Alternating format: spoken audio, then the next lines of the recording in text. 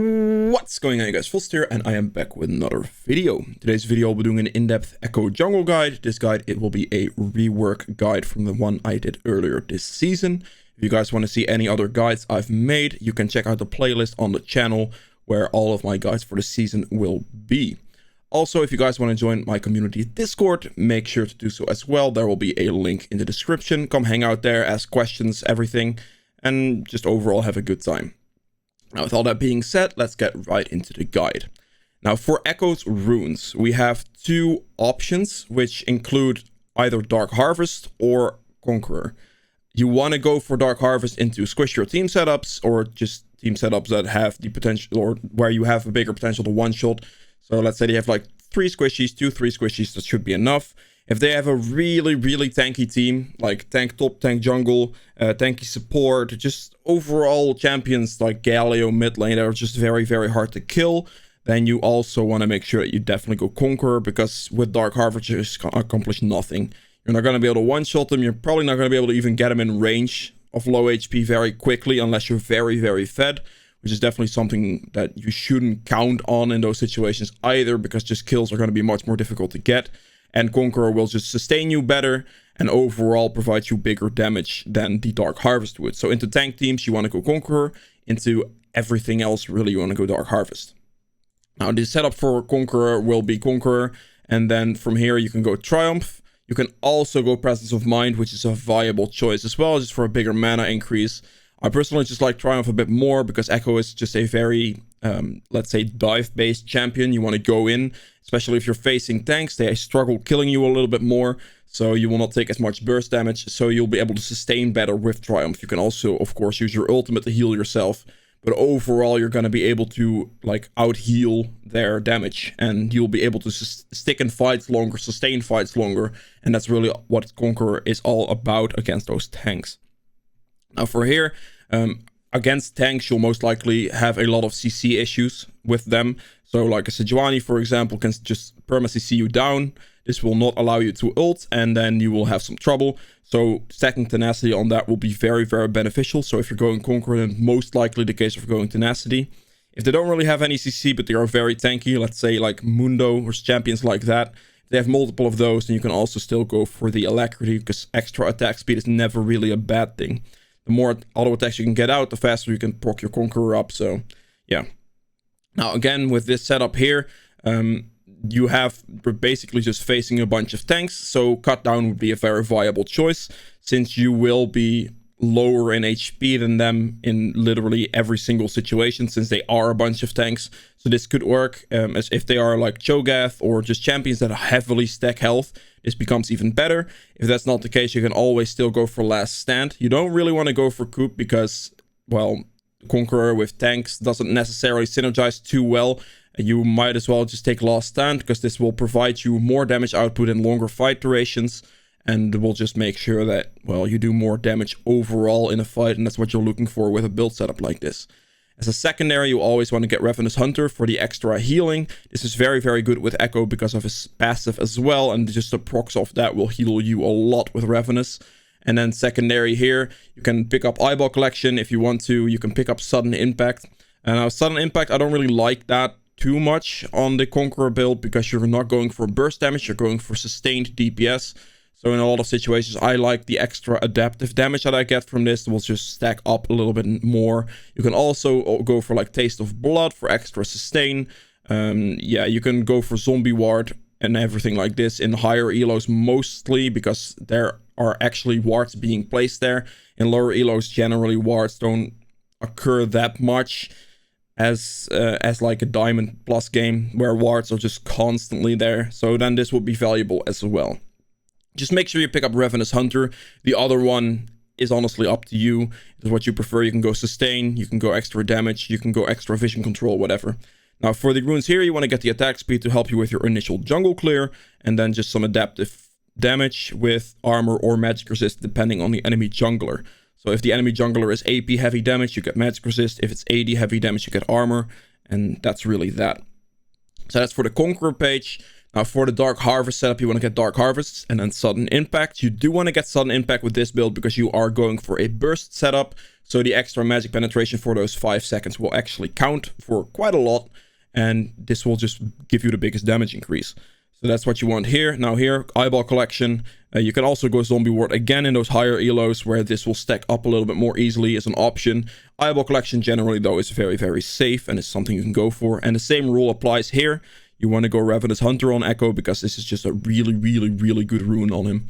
So this just heals you a lot, will help you sustain a lot, and is definitely something you want to get. Now as a secondary option on this tree, you have multiple options, but I personally think the best option is just going for Magical Footwear with Cosmic Insight, because Cosmic Insight will give you 45% CDR, and then Magical Footwear will just give you free boots, as well as that little bit of extra movement speed that helps you with chasing, so that will be very beneficial as well. But mostly the 45% CDR is going to help you just go in and out. If you're looking at 45% CDR level 16 Ekko, your ult's going to be like a 20-second cooldown, and that is just like honestly disgusting, because then you can just go in, ult out, go in, ult out, pretty much on cooldown. Like it's just very, very strong and very, very hard to deal with. So this is something I would go for. This can keep up my tempo because I do not have to buy boots in a build like this. Then Magical Footwear will just give me my boots and I can upgrade those later. This will basically mean that you can go for a jungle item rush, which is what you're looking for, and then go into a Magi's potentially without having to buy your boots. And that will potentially give you a better snowball. So I like to go Magi's quite a lot on Ekko if I'm going Dark Harvest, because it has a very, very good scaling potential and just snowball potential as well, if you can pull it off. And I just got very used to playing with Magi's when playing Evelyn. So, you know, yeah. That's one option you can go for. You can go for a more mobility-based option as well and get something like Nimbus Cloak and Water Walking. This will be like better stick potential, and also really that better stick potential. I don't find this to be as necessary. It is an option though, but if you're going Blue Smite and with Ekko and potentially having Proto Belt as well, you can easily close a lot of distances that you need to close, so this should be fine regardless. And yeah, the other option for a secondary tree could be here as well. You can go for extra health, sustain, and triumph. If you find mana issues to be there, then you can also go Presence of Mind and go like Coop alongside this, or even go Tenacity and Coop instead of either of these if you really need that extra tenacity against certain team comps. There are quite a few squishy teams that just have really disgusting ultimates or just heavy CC, to where you kind of need this rune to help you. Because with this build setup, you would prefer to go Sorks, because that will just increase your damage by quite a significant amount.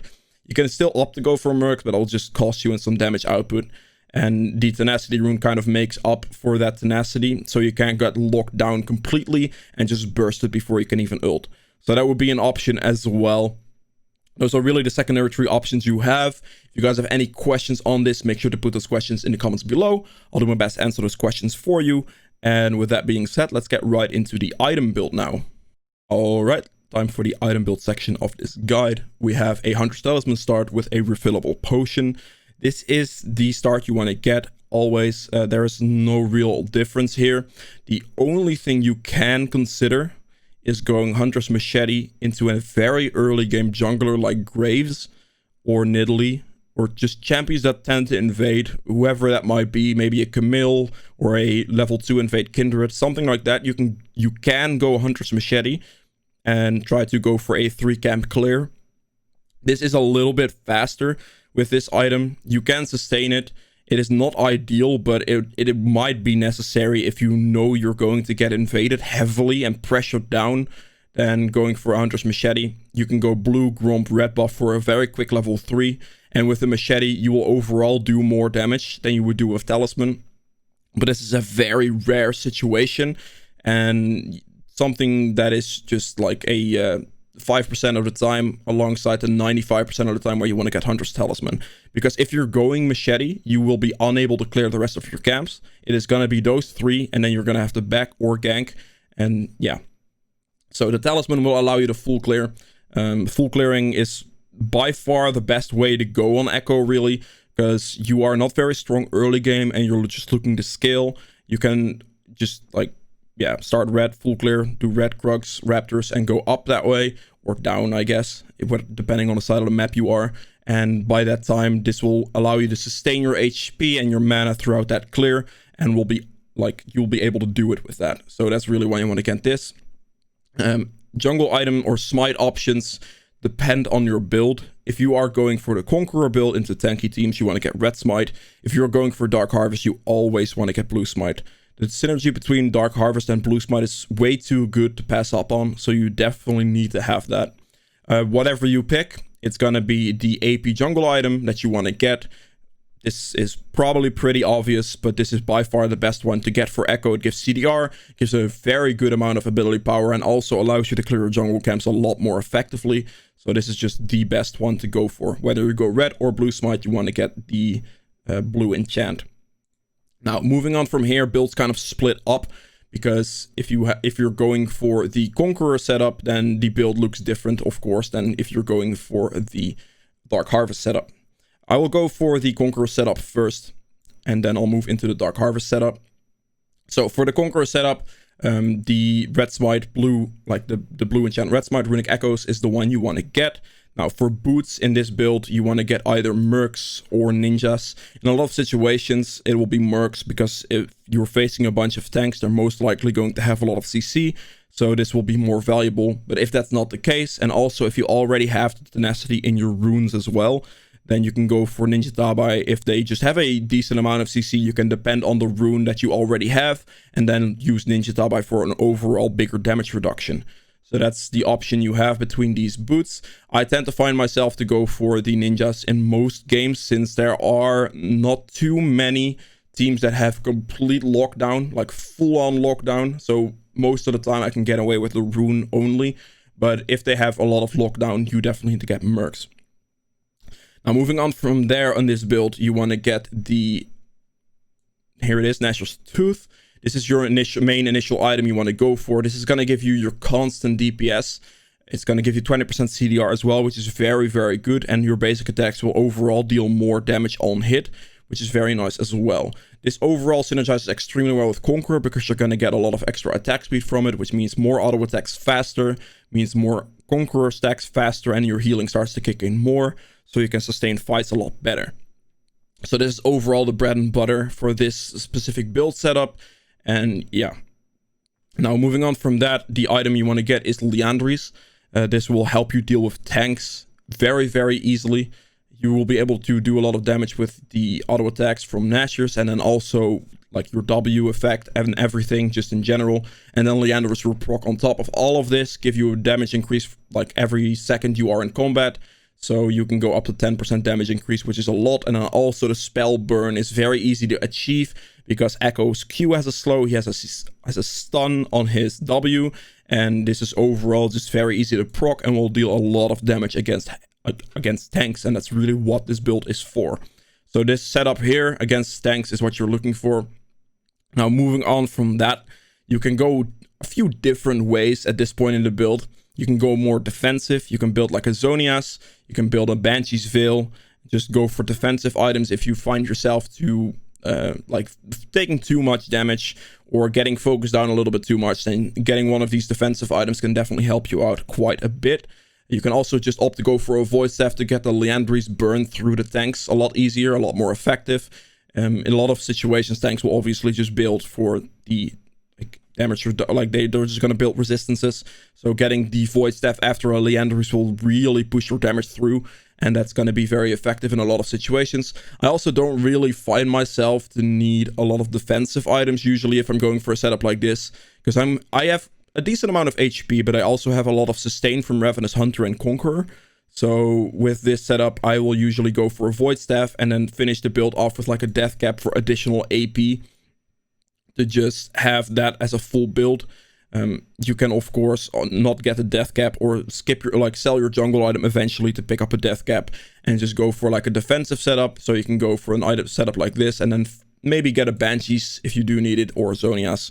And yeah, that's really the defensive items you're looking for. There aren't really any different options.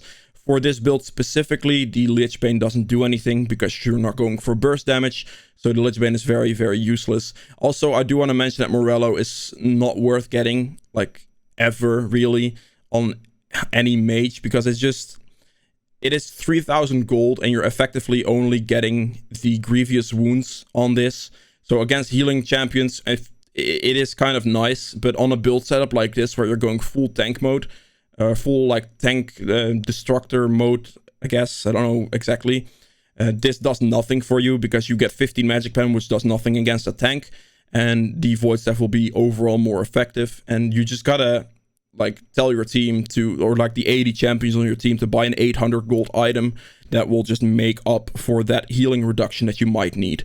Because a 3,000 gold item for a mage compared to an 800 gold item for an 80 champion is a massive difference. And it's definitely not worth it. So I do want to have that set as well. So yeah, that's really it for this. It's a very straight up build. You just want to go for the Nashor's Liandry's core. And then from here on out, you can go for like more damage or just defensiveness. And then also more damage in the death cap. And that item is not relevant.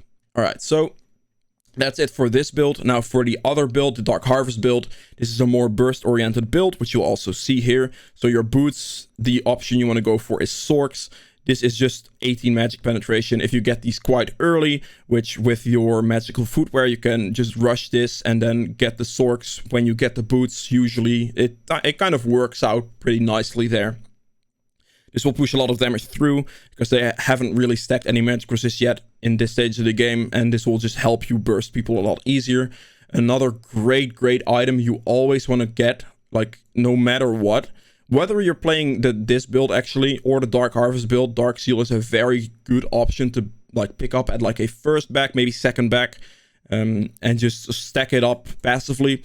If you can get it to 10 stacks passively, if your game is going well and you could just buy a Magi's, then you can really take over a game and just run away with it.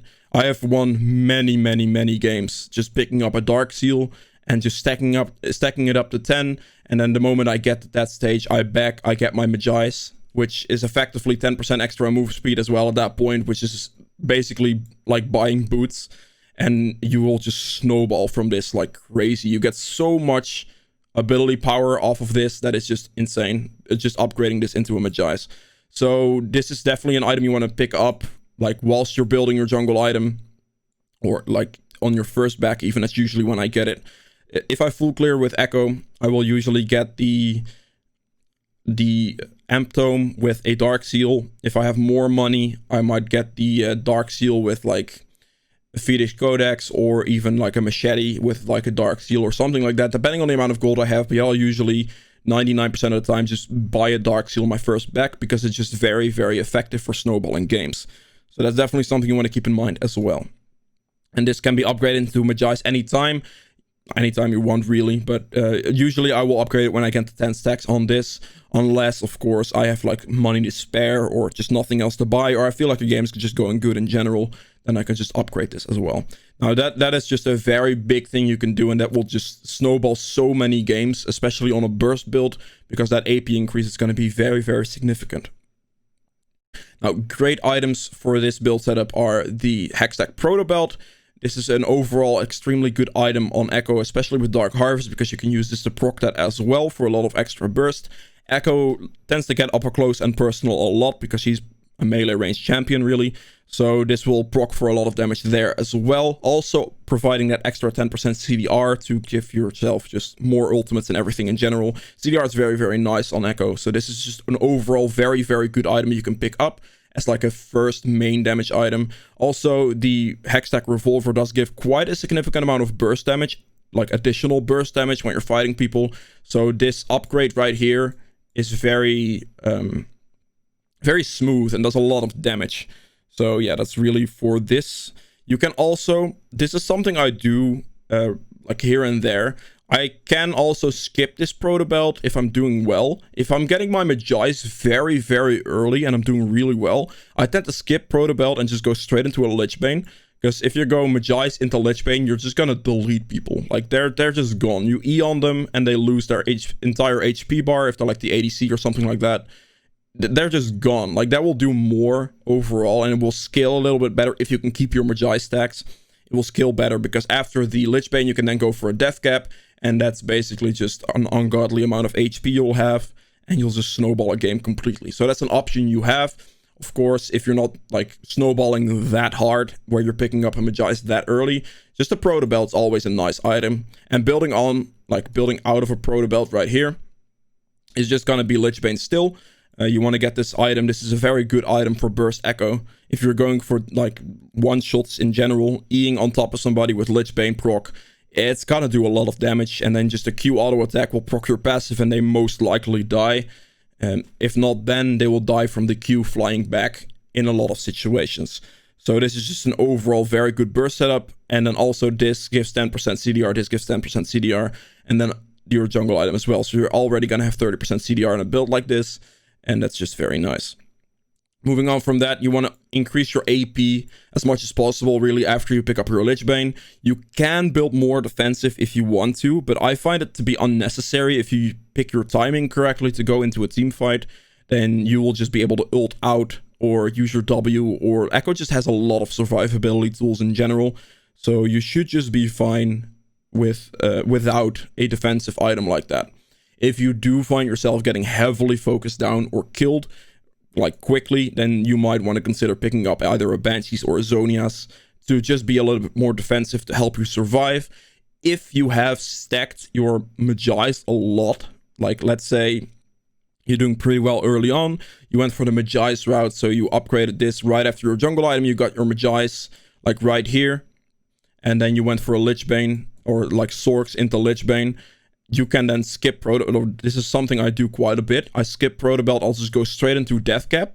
Or if I find that I'm gonna like take a lot of damage, or I'm scared to get focused down, I can also just pick up a Zonias to help me preserve my Magi stacks a little bit better. Magi's kind of makes up for the fact that you're not building a Death Cap at this point and going for a more defensive item, because you're gaining a lot of additional ability power from this. And then the Zonias will be a very good synergy with Ekko in general. Tricks you can do with Zonias include throwing your W first and then using Zonias on top of your, like throwing the W on top of yourself using Zonias, waiting for your W to proc, then stunning the enemy team whilst they're waiting on your Zonias, and then you get a massive shield and can run out whilst they're stunned. It's like a defensive thing you can do. It's also a teamfight thing you can do. You can also stall out the enemy team. So the same trick would apply. You can use your W on top of yourself, Zonias, wait for your ultimate to walk towards you. So your ultimate will close the distance whilst you're standing there in stasis. And then once your ult gets close enough, the enemy team gets stunned by your W. And then your ultimate comes in for a big burst. And that's also something that would work. So Zonias has a lot of very good synergy with Ekko, and is something you can use to just survive a lot better. And also keep your Magi stacks if that were the case. So that's an option there as well. Now, in most of my games, the build will look something along the lines of this. So I will go Dark Seal early, right here. Then get the Runic Echoes, Sorks, Hextech Proto Belt, Lich Bane into a Death Cap. And then I will finish this build off with most likely a Void Staff for additional damage. Or if I need the defensiveness, I can go Zonias as well and then sell my jungle item later for a Void Staff. It just depends on how much magic resist they have. You can also get rid of your Proto Belt in the late game, because I don't really like this item for that stage of the game. You might as well at that point have like a Banshee's Veil to just be a little bit more tanky instead of having the Proto Belt right there. This doesn't include the Magi's. If you are going for Magi's, you can skip Proto Belt if you want to. You can build it a little bit differently. Go like Magi's into Lich Bane into Death Cap, which is also a very nice build setup that I really like on Dark Harvest Ekko. So yeah, that's basically it for the build on Ekko. If you guys have any questions on this, make sure to put those in the comments below. I'll do my best to answer those questions for you. If you guys have enjoyed this video so far, please make sure to hit the thumbs up button as well, as this does help me out quite a bit with YouTube. And yeah, let's just get right into the gameplay section now. Alright, welcome to the gameplay section of this guide. As you can see, it's going to be Ekko into a Graves. Now this matchup is probably the worst matchup, or one of the worst matchups you can get as Ekko. You do not want to face any jungler that invades you early on super heavily, which is what Graves does, especially since his Graves has Ignite. So that's definitely something to keep in mind. Now, initially, knowing that you're gonna get invaded, you have to ward and play around this. There are multiple ways of doing this. You can either ward your red buff and start with your bot side, because then you'll be able to guarantee get one buff. It is very unlikely that the Graves is going to invade on a bot side camp, like blue buff, for example. However, something he might consider doing is going from his red buff straight to you to kill you on Gromp. Because if you go blue Gromp, he can definitely catch you here in time, because you're not going to be doing your Gromp fast enough. So that's something you keep in mind. So the best, safest path you can make to counter any invades, really, is go from the buff camp on the bot side of the map. So in this case, it will be blue. You can also be red buff, and then just clear in a manner where the Graves will not be able to catch you. So on this side of the map, the Graves could start red buff and then clear, or like clear red, dash over the wall on Dragon, and then instantly come collapse on blue buff, on Gromp here, which could kill you. So ideally for the pathing on this side of the map, you want to go blue into wolves and then into the Raptor camp red buff. That is one way to do it. If the Graves decides to late invade or go for your red buff early on, you can also go for a blue start and then instantly you can do blue Gromp. But you can also go blue into his red buff to still counter that. You can also completely give up on doing anything against an early champion like Graves, no matter what his pathing is, so just completely avoid him. And the way to do that is just start, in this case, on blue buff, and then ward your red, so you know if he's going to go for your red or is going to invade your red in any manner. And then you can go just clear your bot side, see what he does, how he paths, and just let him have your red buff. That's also a viable choice. You just full clear basically without taking red, because what he will do if he goes for like an early red invade is he's going to go for his red and then look towards for your red, and then look towards going for his red later. So you can do like red into red, and by this time you can clear upwards from this stage. You will not get countered at that point, and you can take top scuttle and maybe gank top lane, or take like his Gromp or something like that, maybe. So that's really what you want to look for. You want to avoid as much as possible, and that's the key factor here. Now, this is the ward that isn't ideal. The reason this ward isn't ideal is because this gives you no information. The only information this would give you is if they would go for like a late invade. However, they could still come from like top side to do the same thing. And overall, starting red buff right here isn't the most ideal situation for Ekko regardless. So yeah, now Graves has sweeping trinket, so this turns out to be even more useless. But that aside, really. So now they don't know anything. What Ekko should do at this stage is, because they have, like, what they just did basically means that they will go for like a red buff invade. So it is better to just start on blue buff in this case for Ekko and just accept the red invade, so he can still counteract that, which I think he'll kind of realize, but probably too late. Yeah, they go for the late invade in this situation, and Ekko has to back away. Now, in this case, he didn't get the leash from bot lane, which he could have gotten if he just instantly went for it. So that's one thing that you need to do against champions like this. You want to make sure that you counteract every possibility of him screwing you over in the early game, which the safest path would be with your bot lane or being with the bot side camp. And yeah, now if this doesn't apply at all, so if you are playing just against any other jungler that doesn't invade you early, then you can just start wherever you want. The most ideal start then would be just starting on red buff and full clearing. So you can go red, Krugs, Raptors, Wolves, blue, Gromp, full clear, take bot scuttle or top scuttle, depending on what side you started with, and that'll be fine as well. As you can see, he's struggling a little bit with his initial blue buff because of the early game, because of the way it went. But he is just gonna farm up as much as possible. He does not want to contest Graves at any point right now, because Graves is just much stronger than him. And also, Graves has Ignite, so you do have to keep that in mind as well. So an aggressive ward being placed from the enemy. Ekko sweeps that instantly, which is good. Now, right here, all you can see is just he goes for camps. He doesn't go for anything aggressive because you cannot do that. He has no pressure. Bot lane's getting pushed in. This is something to keep in mind as well. With Caitlyn and Rakan pushing the bot lane in right here, there is nothing Ekko would be able to do in any of this region. Like, if he gets here, they collapse, Ekko dies, he's pretty much fucked at that point. Like, he can't do anything at that point anymore, because you cannot come back from that against the Graves. He can just keep perma invading you, keep putting the pressure on, and then you just lose. So you want to take what you can get, and that's what he's looking for. Now in this case, he figured with the way the pathing was going and everything that the Graves would be topside right now for his topside camps with blue buff and everything, which I'm pretty sure he's probably correct. Yeah, the Graves is going for topside scuttle, and the Ekko is just gonna take that and just take botside scuttle. Again, taking what you can get is the very important part here for playing early game Ekko against an aggressive jungler. Again, none of this matters if you are playing against a tank or against just champions that don't invade you, because then a standard full clear will just be enough to do anything really, because you can just farm up, get to the point where Ekko actually starts becoming strong, and then you can put a lot of pressure there. Rakan and Caitlyn instantly roam to try to pressure him off of bot scuttle, but for his rotations he did it properly, so he actually does still get bot scuttle without being punished. Alright, here he's gonna get invaded again by Graves. There is not a whole lot he can do, so he just has to accept this, and Graves can now take his entire top side. Again, don't try to fight situations like that. If you are the Ekko player in this situation, never try to fight that. You do not win those. Graves is much stronger than you early on. Any early game jungler that invades you is much stronger. It is better to just accept it and try to get whatever you can. I see so many players in general, junglers in general, try to contest camps on champions that just have no chance of winning, especially if the BRIO isn't in your favor, which in this case the Ziggs is pushing in the Yasuo. Yasuo is right here, so the Ziggs would have more pressure to roam to a play like this, which would be more beneficial for Graves. And also Graves has just one shot potential on Ekko right there with Ignite, so that's definitely something, like all of that, you want to keep that in mind and play it as safe as possible. And that's really what he's going for right here. So taking whatever he can get, Graves ganks top lane, which means he knows bot side's safe.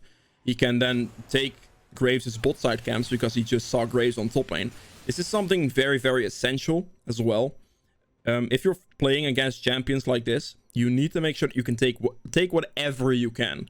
Whether it's his camps, whether it's your camps. Take whatever you possibly can. If you see Graves topside, great. Walk into his bot side jungle. If your camps are already down, take his camps. Leave maybe one small minion behind if you can. On Ekko, that's a little bit more difficult.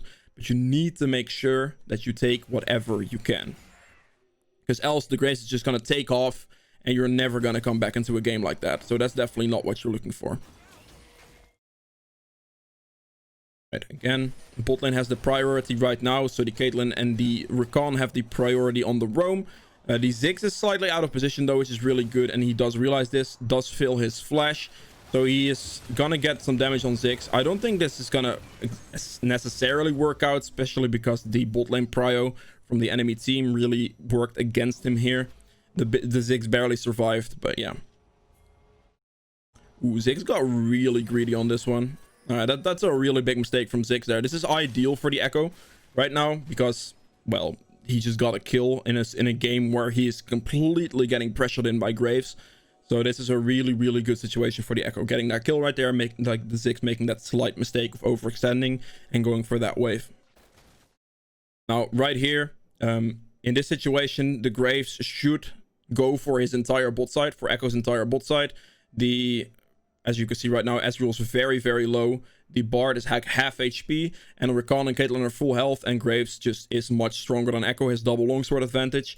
So what Graves should do is just walk into Ekko's jungle and take his Wolves, Gromp, and blue buff at this point. So right now, as Ekko, you need to, again, avoid as much as possible until you get to that initial spike that you want to go for. And he would just have to go for his topside camp right now. But that's what should happen. I don't know what this Graves does here. Looks like he gets his Wolves for free, which is interesting. He does have vision here, so he saw that the Graves didn't walk into his jungle, so he's most likely doing the dragon right now, which I believe I can just check. He is doing the dragon right now, but do realize that for Graves, this is a really bad play, because right now he could have had such a massive advantage on Ekko by taking his entire bot side because of the bot prio he had. So this dragon doesn't do anything for him. Sure, it gives him one dragon, but it actually gives Ekko a chance to get into the game, which is ideal for Ekko. And if you are playing Ekko, this is ideal, but it is not the way this should have gone, really. He realized this because of this ward. So the vision from Graves on Rakan not walking into his jungle allowed him to just like carefully go for his Wolves, and then also just kind of check his blue Gromp. Didn't happen. The safer play would have just been his topside camps, but yeah. Let's go back to red side. So he can't do anything against dragon. I do think this is a little risky going for the blue buff here, because they should walk up from dragon to blue. Potentially they don't. This is a very giving play from Graves. Like, he could have punished really hard here and put the Ekko extremely far behind. Of course, this is what you'd like to see as Ekko, and this is just the avoidance playstyle. Just don't try to interact. Try to get as much as you can. And as you can see, still here on this back, get that Dark Seal. Dark Seal will allow him, if he gets anything, if they give him even a finger, he can go and take the whole hand with the rest of this Magi setup. And you can definitely snowball a game from there. Right, this is the way you want to gank with Ekko, by the way. Standing in brushes or going from flanks, just want to look for any situation you can land your W first. If your laners have CC, like Yasuo's Tornado knock-up combination, then you can just throw your W in a position just right behind them or on top of them or whatever, and just let your laner do the engage. Your W is then going to come in, and they're going to get CC'd, which is nice. In any other situation, just try to land your W behind wherever they're standing, because they're never really going to walk that way in situations like this. So if you W like right here, maybe, this would be a very nice spot to W, because then you have to walk in the entire way through your W, and you can catch him with like an E flash combination, or if Yasuo CCs him in your W, then you will still be able to get that as well. So that's just a way to gank this, which you'll see happen right here. He hits level 6 off of a minion. He Ws in this spot, as I mentioned, basically putting Ziggs right in a tough situation. Flashes, E's with a W, and then instantly gets that stun. The stun lasts very, very long. The Yasuo will be able to follow this up, and he gets a free kill. So that's really how you want to play that. Just put your W in a good spot and try to get the stun. Putting your W where they have to walk, or where they have to walk to escape, is the best way to place it. And yeah, that's really it for the Ekko ganks. If you can land your W, a gank is pretty much guaranteed to work. So try to get the hang of that. That might take a little bit more practice, because just getting a feel for the timing of it and feel for the distance of it and everything, that's really the hardest part. Same thing would kind of apply here, placing it in like a walking path for the Caitlyn and the Rakan. Caitlyn makes a very nice escape with her E there, or she could have also flashed it. But even if you get a flash for a situation like that, or for a gank like that, that is perfectly fine. That's all you're really looking for. If you can get a flash for a W gank, that's a very good trade. You can come back later and then get a kill. So don't be too disappointed if a gank doesn't really work out. If you can just get a flash, that's perfectly fine. Alright, so he sees Graves top lane. This is really good, because now he knows that he can go and make a pressure play for either Graves' bot side camps, or maybe dive bot lane or dive mid lane, because he knows Graves is never going to be able to be there. And that's the avoidance playstyle again. Avoiding early game junglers like Graves and just taking whatever you can on other sides of the map where he is not. That is the way to play against early game champions.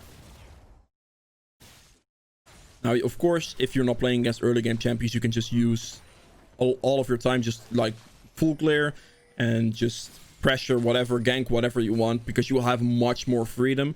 But this is why I want to use this gameplay, because that gameplay right there is just full clearing and just using the time you have to gank, pressure wherever you want, because you have a lot more room to do whatever you want. Against a champion like Graves, or against early game champions, where Ekko struggles the most. So yeah. That gank didn't go exactly the plan. The way they should have dove this if they wanted to, was Ekko and Bart go from behind and then collapse them, like pincer them in between. So if they go for Ekko, they can chase it down. They probably get a kill. If not, then the other way around too works as well. Now, this is the moment where Ekko actually starts like becoming very, very strong. Is the moment you pick up your initial jungle item. If you can get your jungle item, you can get a lot more damage and a lot more clear speed. And you're just going to be doing overall a lot more. Right, so for fights, like this. Right, they go for the invade. At this point, Ekko is actually very strong. He uses his W, gets like the shield, tries to maybe get a CC. Doesn't get the last auto attack on the Rakan there, unfortunately, so he doesn't get the kill. But he does trade a kill on the Graves, and this is already enough for Ekko in general for that to be worth it. because Ekko gets a shot down and Graves doesn't on him. And this also is a very big XP difference, so Ekko did actually get quite a bit of experience from him as well. So that trade right there is ideally what you want, and this is a shifting point because Ekko does heavily outskill Graves. If you have this matchup, Ekko will take the game away after a couple of items, after a couple of levels. Graves will have no chance because, well, Ekko is an AP champion and Graves has a harder time dealing with AP champions, especially AP champions that skill very well. Now, for that entire fight, well, Ekko and his team lost that fight, but that did mean they get a faster back by dying, kind of. Which means that they have the priority on Dragon. So if you lose a fight like that, unless the enemy team instantly goes for Dragon, which in this case they didn't because Graves died, so that would be very risky. Unless they go instantly for the Dragon, you can go back and then fully run to Dragon with your team because you'll be there faster because you kind of lost the fight. So technically you should come out ahead in getting the Dragon in situations like that. So that's what he opted to go for in here. The enemy team wasn't able to do much about it, so he does get a free Dragon. Now the main thing you want to look for is just to make sure that you keep your clear going. Don't try to over pressure, go for ridiculous plays, because that's not gonna work. You need to make sure you take whatever you can, take whatever CS you can, and just try to stay in the game. He had a really difficult time dealing with the early game from Graves. He's put behind by about 4k gold, which could have been more with what I mentioned if the Graves started punishing the Ekko a little bit better. So that's something for Graves to improve on, I suppose. But yeah. So right here, perfect placement of W. Like this, for team fights, W placement is the core thing. Try to place your W in places where it will be the most disruptive, where it will give good engages, or just be very defensive. Ways to use your W as well is you can use it in combination with a stopwatch or a Zonias to also just bait people in, because you can just stopwatch, press W on yourself, stopwatch, wait for your ultimate to close the distance, so walk closer to you. Then as soon as your stopwatch ends, they get stunned basically, and then your ultimate walks on top, and you can just get a clean 3-man ultimate on top of a stopwatch. It's a very good like escape tool, or just like counter tool for when they dive you. So that's something to keep in mind as well. Now, a fight like that, winning with a nice catch there, they actually are coming back into a game, and this is really problematic for the enemy team. And this is why that safe playstyle and taking whatever you can playstyle is the ideal thing to do for situations like this. If you don't have the early game advantage, if this is where you struggle, which probably most of you will struggle with this specific part, just getting really run down and not able to do much to come back from that. Just play it safe, play for that scaling potential, take whatever you can, and just don't get killed. That's really all that it is. It might sound easy, it's definitely not. I might make it sound easy, but yeah. Right. So this is one of the things you can do with Ekko. A small thing when they try to chase you is just throwing as many Qs backwards. Q will slow. Q will also do quite a significant amount of damage, and especially if you can proc passive, like right there, he proc the passive on Rakan, which chunked Rakan for a hefty amount. They are still chasing, and keeping that passive in the corner of your eyes is very important right here. Bard lands a very nice stun. Q lands. The Graves is gonna get hit by the backwards Q, and then also right there, the execute on the passive E damage combination with Dark Harvest. So just keeping an eye out on the passives and just throwing Qs and waiting for opportunities to use your passive to go in and go for a play like that. That's what you want for team fights. That's one of the two ways to engage team fights. The other way to engage a team fight is just landing a very nice W. That would work as well. But just looking for opportunities to keep throwing out Qs, and then looking to like get some stacks and use that to one-shot. Ziggs face checking right there. He lands a very, like, his W is a little bit too far this way. If he would have placed it a little bit more that way, then the Ziggs would have either had to walk up to walk out of it, which would have killed him for sure, or he would have gotten stunned, which would have also killed him. In this situation, it wasn't the most ideal placement, so Ziggs barely gets out by using his W correctly, which is a little unfortunate, but it is what it is. Now, the main thing to note here is the Ekko has 84 CS, which is very nice for the way this game has gone for him. He has gotten pressured. He's gotten losing camps. There was not much he could do. Just the key part here of sticking throughout a game with a situation like that is essential. Also, other ways to use Ekko's like potential if you don't have an early jungler like this is looking for dives on like top lane, bot lane. If you can land a nice W behind them on a dive, you can just go in first and use your ultimate to then instantly drop the aggro wherever you have to. And that's just a very good dive opportunity. So if you have the opportunity to dive like that, it's a very, very good thing to do with Ekko. Just go in with your W, make sure you place it properly, look for a CC like that, and just make sure you go in first, use that, tank the turret, and then instantly drop turret aggro with ult. That's a very good dive tool that you have to keep in mind. Right there you saw the very nice Ekko W placement, which basically just prevented the Rakan from escaping right there. And that's very, very good. The Jax is now out of position, and the enemy team is making some mistakes here and there, and they are giving like a little bit, which will now turn into the game going snowballing in the other direction, because this team actually does outskill this team. It might not look like it, it's very close, but it's mainly the difference between Ekko and Graves. Ekko will just do a lot more damage later on, and also the entire team, or the entire enemy team, is quite squishy, so he does have that going for him as well. One more thing to mention as well with Ekko's W is that you can use it in brushes to check vision, or just on Baron Dragons, check for vision. It will give vision for a split second. So if you're not sure, then you don't want to face check a brush. You just use your W on top of it. Check, wait, and then you can see it for a split second. See the vision, see if they're doing Baron, see if they're standing in the brush waiting for you. That's all things you can do. That W is a very important tool and mechanic that you need to get used to on Ekko. Picking up a dragon here. Graves just got killed, so they actually do have the priority on this. Graves wasn't going to be able to make it there in time, which is very good for him. Pretty sure he has a lot of gold now. He has 1700 gold, so he definitely needs to look towards backing soon. Also, he has 10 Dark Seal stacks right now, so definitely backing for a Magi's right now would be ideal, because if a fight happens then he would be able to stack his Magi's even further. Also, he's got that movement speed from the Magi's pickup. So looking to back at like this stage in the game, you need to make sure you don't over aggress with the money you have, because that's how you throw a game the other way.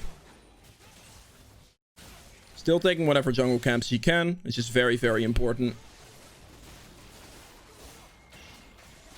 Giving the red buff away to Yasuo or just your AD carry is fine. You don't necessarily need a red buff on Ekko, especially on Dark Harvest Ekko. If you're going Conqueror, then red buff is still pretty nice, because the red buff will allow you to stick to people a lot easier, and you're doing a lot of auto attacks in the process as well, so that's really good there.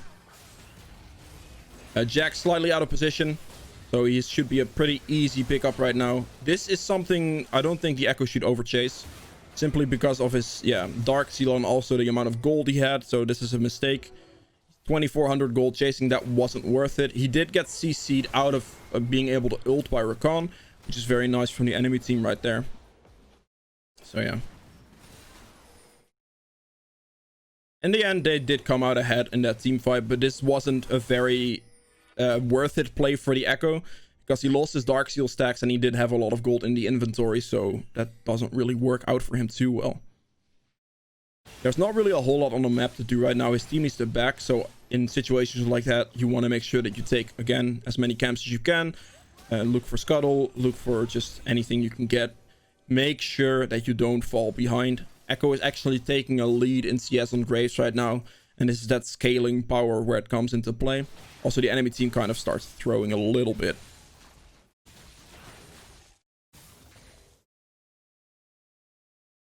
I think he has enough for his Lich Bane, so he should definitely look towards backing. Like here, right there, that's a perfect example of they might be doing Baron. I might as well check. So right here, he goes over, uses W. W gives vision for a little bit, as you can see right there. The Baron is not being done, so he can just walk away. That's one of those tricks that you need to keep in mind with your W. Picking up that Lich Bane makes him extremely strong. His E will do a lot of damage. His burst will be very, very high. So that's really, really good there.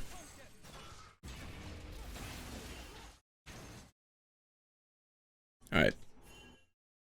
Dragon's gonna be spawning quite soon here. The enemy team will most likely not go for a Baron play at this stage. So just clears the vision. You can use Ekko ult as a way to escape, so you can go aggressive here if you want. He also has a little bit of backup from Ezreal. He uses his W, goes in first, takes the shield, maybe gets a stun here. And you can use your ult really fast. So if you walk into this brush, right? Into this bush right here, and let's say they're 5 stacking right now, you can then instantly just press ult away. If he sees that like for a split second, just ult and you can get back over the wall still. So this is something you can do to just check. But this is really the situation where you can see that Ekko starts just overtaking Graves. Because right there, the Graves just got chunked for half his HP and he didn't really do any damage back to the Ekko. So the red buff spawning, and he sees Graves with his red trinket, which is a very, very nice thing about red trinket as well. You can see the the shadow, or the silhouette, I guess, from the enemy champion. So you know they're there.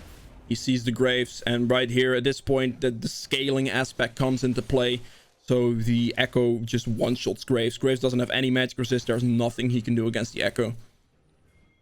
This is also a very nice thing about being solo AP. So Ekko is the solo AP champion on his team right now. That's a very much a feels good, because they don't really stack that much ability power. And if they do, then the other members of your team is just going to do significantly more damage, which is ideal. Now, he just killed like the Graves. Their bot lane just died. The top laner just died. So this is an ideal time for Baron. He definitely has the room to do a Baron right here. Again, for Baron, you can opt to use your W to shield yourself from as much damage as possible. If you feel like the fight or the Baron is gonna like turn into a fight, then you want to make sure you actually do that, because you will be able to sustain your health unless your teammates is gonna be able to tank, which in this case Riven would be able to tank because she does have Death's Dance for additional sustain. But if you are in a situation where you are the, I guess, frontliner, really your team doesn't really have any sustain, they're pretty squishy, then you can use your W shield to actually help you tank Baron instead of turning a fight, because that will help you more in the fight coming on, because it will be more useful to be high HP instead of having like the stun up in a situation like that. Right, picking up Large Rod, picking up the Magi's now. It's a little late. He could have done that earlier if he backed for the earlier situation, which he didn't, but still picking up a Magi's right now. Any team fight happens, he can pretty much fully stack that Magi's and then go for like a death cap. The nice part again about being the solo AP champion right here is that you don't necessarily need to build like magic penetration unless they start going for it, which is very rare, because against a team like this where Ekko, they have 4 AD type of champions really, so, or like 3 and Bard I guess, but armor would do more, so the enemy is most likely to just go for armor first. You can see very nice chunk damage with his passive, with the Lich Bane proc and the E, also the Proto Belt and everything. Just a very good chunk of damage against squishy champions. This is a really like destructive build. Playing very aggressive as well. You can easily play this aggressive and just keep going forward, looking for those picks, because you do have the safety of your ultimate to get out of situations where you would otherwise die. Disrespecting a little bit here. I mean, at this point the game's pretty much over, off of like a pretty much perfectly played escape way or avoidance way of playing the early game. That's really the biggest issue, or the biggest struggle that Ekko has, is the early game. As soon as you start getting some items, team fighting isn't very difficult with this champion. You just need to have like a feel for your W placement and your ult usage, and where your ult clone is gonna be at all times, and then you should generally just be fine. I'm assuming the enemy team surrenders here. Yeah, it does. All right, so that's pretty much it for the Ekko guide, guys. I hope you enjoyed it. I hope you learned something from it. If you have any questions at all, make sure to put those in the comments below. Also, again, I have a Discord community. If you guys want to join that, there is a link in the description as well. Any questions there? I hang out there quite a bit, so that will probably be the fastest way for me to answer your questions. Comments also helps. I do look at all my comments, and I will make sure that I do respond wherever I can. I might miss one here or there, but I try my best. So with all that being said, I hope you liked the video, and yeah, I'll see you guys in the next one. Bye.